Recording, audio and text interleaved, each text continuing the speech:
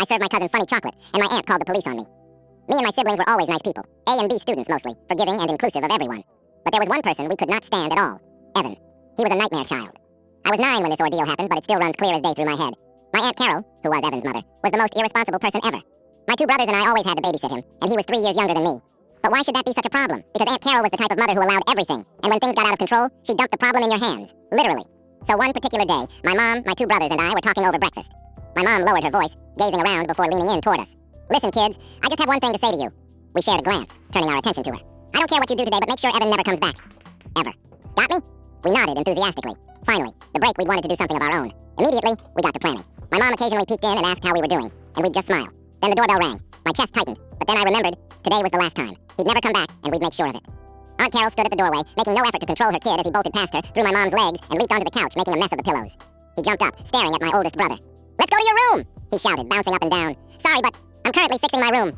"Some stuff got broken," my brother said carefully. A complete lie. Evan stared at him, twitching his eye. "I don't want to go to anyone else's," he hissed. "Then we'll stay here in the living room."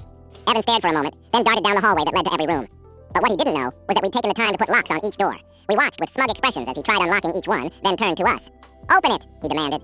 "What are you talking about?" my other brother asked. "You closed your doors." "Open it!" My oldest brother just crossed his arms and stood firm. "I've made it clear I don't want you in my room, yet you tried getting in anyway." What does that say about your concept of personal space? My eldest brother was 14 at the time, so he knew how confusing big words could be for a younger kid. Evan just stood there. "Well, you oldies are boring. Let's play hide and seek," he said, fizzling with excitement. "Sorry, boys, and Clara, of course, but I don't feel comfortable with you all playing hide and seek in my house. It's just not the cleanest right now, and I feel kind of embarrassed," my mom said. The plan was simple. Deny Evan anything he wanted except for necessities until he either behaved or never came back at all. But Evan wasn't done. "You don't know what's fun, you dinosaur!" he shouted in his tiny, commanding voice. And that remark was enough.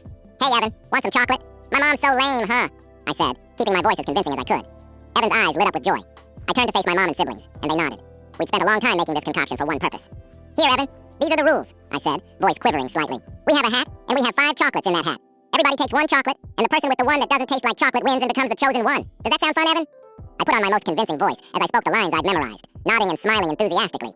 Evan basically squealed with joy. "Get the hat! Get the hat!" he commanded, jumping up and down with excitement. "Okay, but I forgot where I put it." "Mom, Caleb, Jack. Can you help me?" I said, leading them to the kitchen. "Okay," I whispered. "I'll put 6 chocolates in, so Evan gets the wrong one. I'll make his extra big. We all know he can't control himself." I grabbed 5 small chocolates from the pantry and put them in the hat. Then I grabbed the special one, which was obviously different if you felt it, and shook the hat.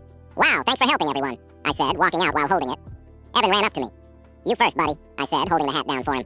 He stuck out his tongue, felt around the bag, then grasped something and looked satisfied. He grinned, pulling out the special one. After everyone else pulled out a normal chocolate, my second oldest brother announced, "But remember, you have to eat the whole bar, or you won't know if it's special." "You might be lying."